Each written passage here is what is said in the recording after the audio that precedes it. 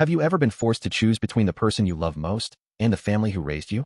Imagine waking up one day to realize that the woman you swore to spend your life with has drawn a line in the sand, cutting you off from the very people who shaped who you are. That's exactly what happened to me when my wife, Sarah, told me I could no longer see my parents. The words hit me like a punch to the gut, leaving me reeling with confusion, anger, and a deep, aching sadness I couldn't shake. Why would she do this? What could have driven her to make such a brutal demand? This is the story of how my marriage turned into a battlefield, how I wrestled with feelings of betrayal and loyalty, and the desperate, heart-wrenching journey I embarked on to reconnect with my parents behind her back. If you think love conquers all, think again. What started as a seemingly perfect marriage spiraled into a web of control, secrets, and painful revelations that tested every ounce of my strength.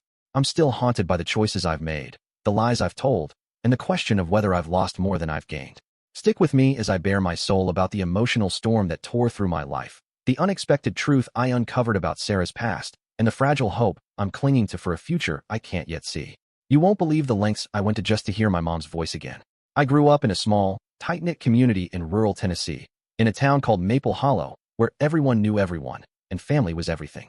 My childhood was a patchwork of simple joys, fishing with my dad at the creek behind our house, helping my mom bake cornbread in our cramped kitchen, the smell of pine and damp earth filling the air during long summer evenings. My parents, Jim and Linda, weren't perfect, but they were my rock.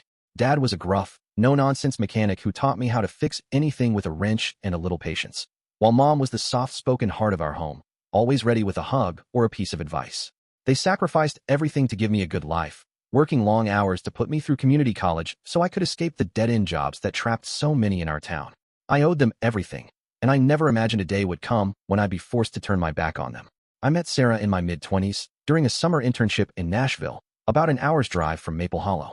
I was 24, working as a junior graphic designer, and she was a barista at the coffee shop I frequented every morning. She had this infectious laugh, bright green eyes that seemed to see right through me, and a sharp wit that kept me on my toes. We bonded over late-night conversations about our dreams. She wanted to be a writer, I wanted to start my own design business, and within a year, we were inseparable. Sarah was different from anyone I'd ever known. She was fiercely independent, a city girl with big ambitions, and I was drawn to her fire. When I brought her home to meet my parents for the first time, I could tell they were wary. Mom thought she was too modern, whatever that meant, and Dad grumbled about her not understanding our way of life. But I brushed it off, convinced they'd come around once they saw how happy she made me. We got married 2 years later, in a small ceremony in Nashville, with just a handful of friends and family. My parents were there, stiff smiles on their faces, trying to hide their reservations.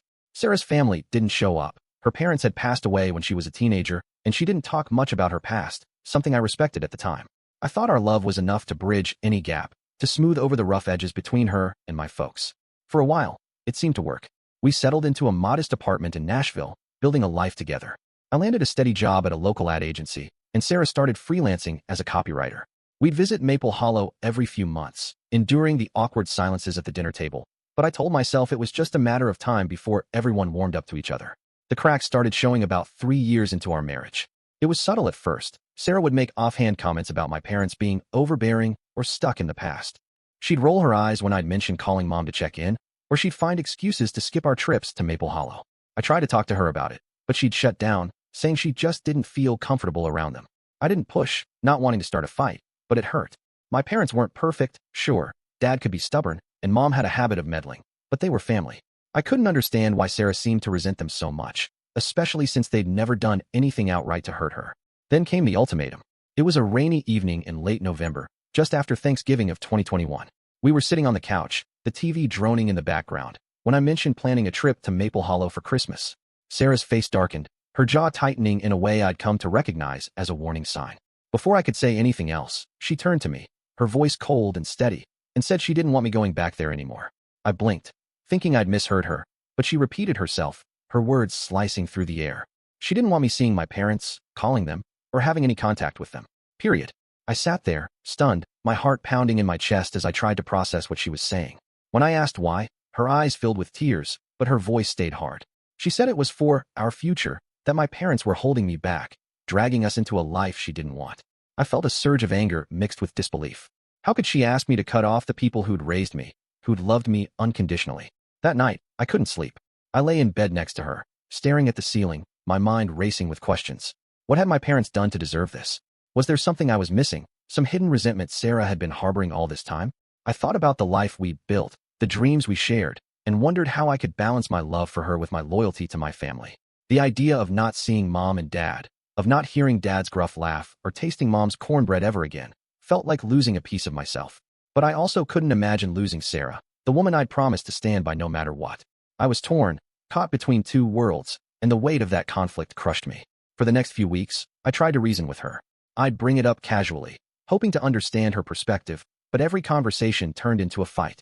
She'd accuse me of choosing my parents over her, of not prioritizing our marriage, while I'd argue that family wasn't something you just threw away.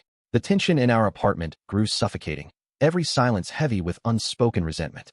I started to notice how controlling she'd become in other ways, checking my phone, questioning where I'd been if I was late coming home, even suggesting I quit my job to start a business with her so we'd be closer. It was like she wanted to isolate me, to build a wall around us that no one else could breach. I felt trapped, my love for her warring with a growing sense of unease about who she was becoming, or maybe who she'd always been, and I'd just been too blind to see it. I complied with her demand at first, not because I agreed, but because I didn't know what else to do. I stopped calling my parents, stopped driving to Maple Hollow, and told myself it was temporary, that I'd find a way to fix this. But every day without them felt like a betrayal of everything I valued. I'd lie awake at night, haunted by memories of my childhood, the way Dad would ruffle my hair after a long day at the garage, the quiet pride in Mom's eyes when I graduated high school. I missed them so much it physically hurt, a dull ache in my chest that wouldn't go away. I started to resent Sarah, even as I tried to hold onto the love we'd once had. How could she put me in this position? How could she expect me to erase the people who'd made me who I am? Months passed, and the distance between me and my parents grew into a chasm. I'd see their missed calls on my phone, hear the voicemails Mom left asking if I was okay, and feel a wave of guilt so intense I'd have to turn the phone off just to breathe. I wanted to reach out, to tell them everything, but I was terrified of what Sarah would do if she found out. Would she leave me? Would she see it as the ultimate betrayal? I felt like a coward, hiding behind excuses, but the fear of losing my marriage kept me silent. Still, the longing to hear their voices, to feel that connection again, gnawed at me until I couldn't ignore it anymore. That's when I made the decision to go behind Sarah's back. It started small. I'd call Mom from the parking lot at work, keeping my voice low, my heart racing every time a car pulled in nearby. I'd tell her I was fine, that work was busy, lying through my teeth to avoid the real conversation. Hearing her voice, even for a few minutes, was like a lifeline, a reminder of who I was before this mess consumed me. Dad would sometimes get on the line, grumbling about how I hadn't been by to help with the truck, and I'd choke back tears, promising I'd visit soon, knowing I couldn't keep that promise. Those stolen moments were everything, but they came with a heavy price, guilt. I was lying to Sarah, betraying her trust, and every call felt like a step further down a path I couldn't come back from. I started driving to Maple Hollow when I knew Sarah would be out of town for freelance gigs. I'd tell her I was working late, then make the hour-long trip under the cover of darkness, my stomach in knots the entire way. Seeing my parents again after so long was bittersweet. Mom's face lit up when I walked through the door, but I could see the hurt in her eyes, the questions she didn't ask. Dad was quieter than usual, his usual gruffness replaced by a heavy silence that spoke volumes. I'd sit at their worn-out kitchen table, sipping coffee, trying to soak in every second, knowing I'd have to leave before Sarah got suspicious. I hated myself for the secrecy, for the way I was splitting my life in two, but I couldn't stop. My parents were my anchor, and without them, I felt like I was drowning. The sneaking around went on for nearly a year, each visit and call a mix of relief and dread. I became paranoid, double-checking my phone for call logs, making sure I didn't leave any evidence of where I'd been. Sarah didn't seem to notice at first, or so I thought, but I started to see subtle changes in her behavior. Longer silences, sharper glances, questions about my day that felt more like interrogations. My nerves were frayed, the constant lying eating away at me, but I told myself it was worth it. I needed my parents, needed that connection to my past, even if it meant risking everything I'd built with Sarah. Then came the unexpected twist that turned my world upside down. One evening, after a particularly tense day at home, I found a small, worn notebook tucked under Sarah's side of the bed while I was looking for a misplaced charger. Curiosity got the better of me, and I opened it, my hands trembling as I realized it was a journal from years before we met. The entries were raw, filled with pain I'd never known she carried.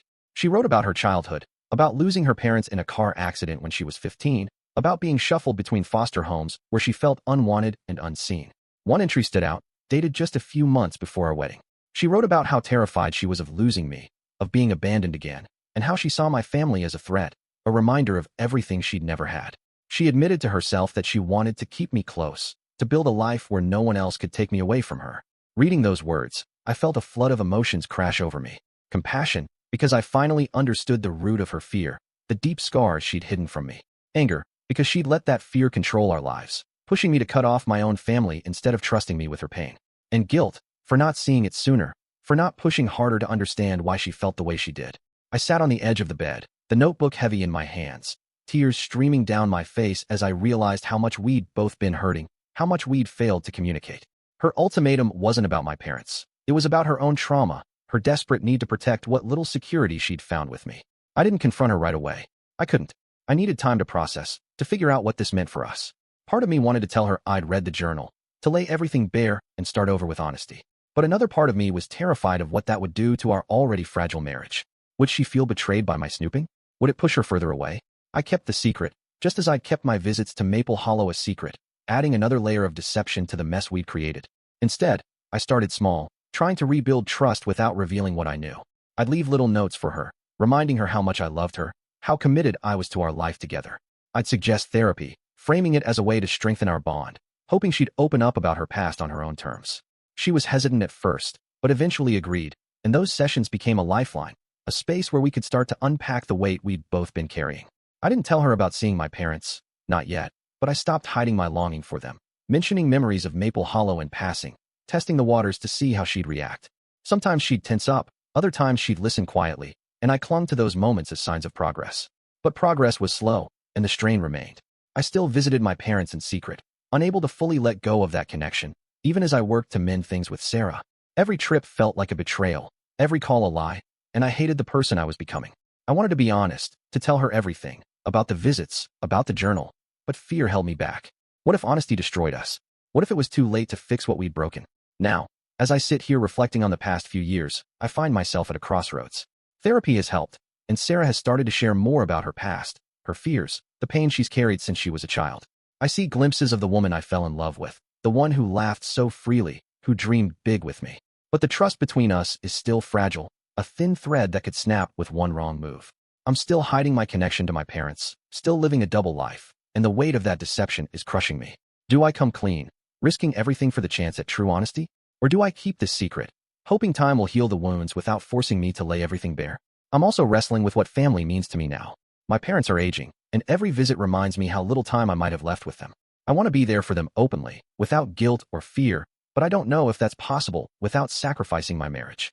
And Sarah, can I truly forgive her for the ultimatum, for the years of pain it caused, even knowing the trauma behind it? Can she forgive me if she learns the truth about what I've done? I'm sharing this story with you because I'm lost, still searching for a way through this maze of love, loyalty, and betrayal. Have you ever been caught between two impossible choices, forced to hide a part of yourself to keep the peace? How did you find your way forward, or are you still searching like I am? I'd love to hear your experiences, your advice, because I believe we can learn from each other's struggles. As I look ahead, I'm left wondering, can a marriage survive this kind of fracture? Is there a way to rebuild trust when so much has been hidden? Thank you for listening to my story, for being here through the pain and the hope. I'm eager to hear your thoughts as I try to figure out what comes next in this tangled, heartbreaking journey.